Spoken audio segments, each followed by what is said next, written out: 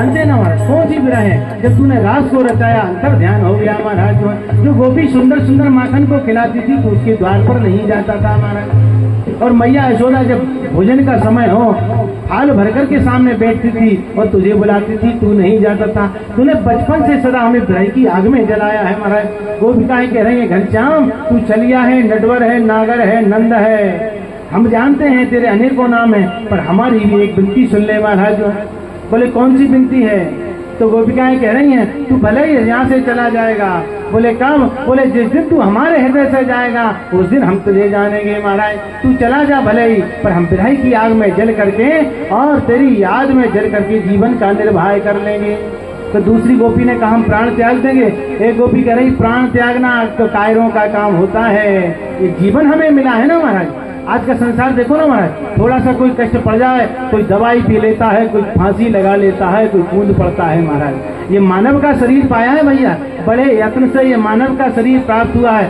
संकट कितने भी हो, मान सम्मान कितना बड़ा भी हो, इस जीवन को कभी मत त्यागना महाराज। जो है उस माता से पूछो जो 9 महीना घर में रखती है, उस पिता से पूछो जो आपका पालन पोषण करता है, स्वयं के पास नहीं होता पर पितरों के लिए सदा उपस्थित रहता है। पिता कौन होता है महाराज? पिता की जेब में 2 रुपया ना हो पर पुत्र यदि कोई बात कहता है तो पिता सदा तैयार बना रहता है महाराज। और पुत्र का काम क्या होता है? छोटी सी जरा सी कोई बात हुई तो जीवन को छोड़ने लगते हैं महाराज। यदि पीना ही हो महाराज तो भगवान की भागवत का रस पियो, भगवान की भक्ति का रस पियो। ये दुनिया के जंजाल को पीने की जरूरत नहीं है महाराज। ये मानव का शरीर बड़े मुश्किल से मिला है महाराज, क्योंकि जिसको मानव का शरीर मिलता है ना महाराज, ना जाने फिर मिला ना मिला महाराज। जन्मांतरे भवे पुण्यम, न जाने कितने जन्मों का पुण्य इकट्ठा होता है तब मानव जीवन मिलता है, तब भागवत की कथा मिलती है महाराज। इसलिए भगवान कह रहे हैं संकट भी आता है तो कैसा? भगवान कह रहे हैं जब जब मेरे ऊपर जब संकट आया तो मुझे सारे संसार ने रण छोड़ कह दिया, मैं रण को छोड़ करके भाग गया महाराज, पर दुनिया को मैंने नहीं छोड़ा है महाराज। आगे कथा में वर्णन आएगा ना महाराज। जरासंध ने 17 बार भगवान के ऊपर चढ़ाई को किया तो भगवान लड़े, और जब देखते कि जरासंध से जीतने वाले नहीं है तो रण को छोड़ करके भगवान भाग जाया करते थे महाराज। सारा संसार कहता था रण छोड़ भगवान का नाम हो गया है।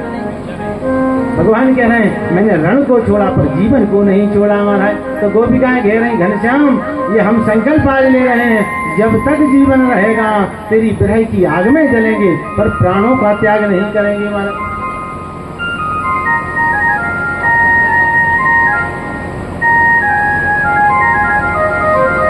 अक्रूर जी महाराज रथ को जलाने लगे महाराज।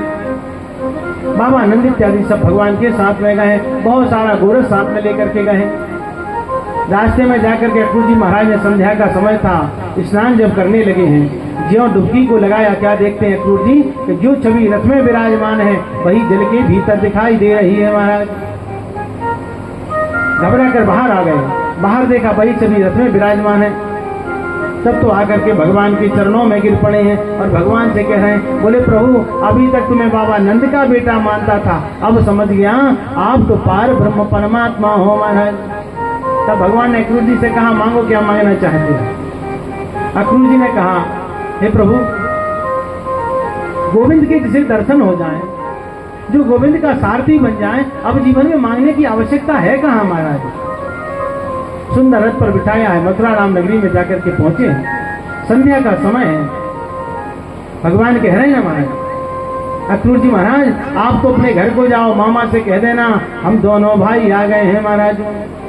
निगम कल्पतरोर गलितम सुखमुखादम रतद्रव संयुतम पिबत भागवतम रसमाल्यो मुहुरहो रसिका भुवि भाविका।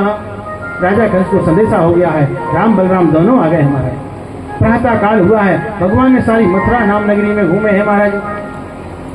और जो राजा कंस का जो धोबी था महाराज वस्त्रों को लेकर जा रहा था। भगवान को जब मिला है, भगवान ने कहा ये वस्त्र हमें दे दो।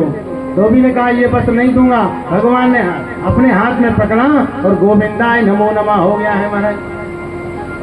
दर्जी ने सुंदर वस्त्रों को सिला है महाराज। माली जब मिला है तो माली ने सुंदर सी माला भगवान के गले में पहनाई है। तो माली को कौन सी गति दी है भगवान? बोल वृंदावन बिहारी लाल की जय।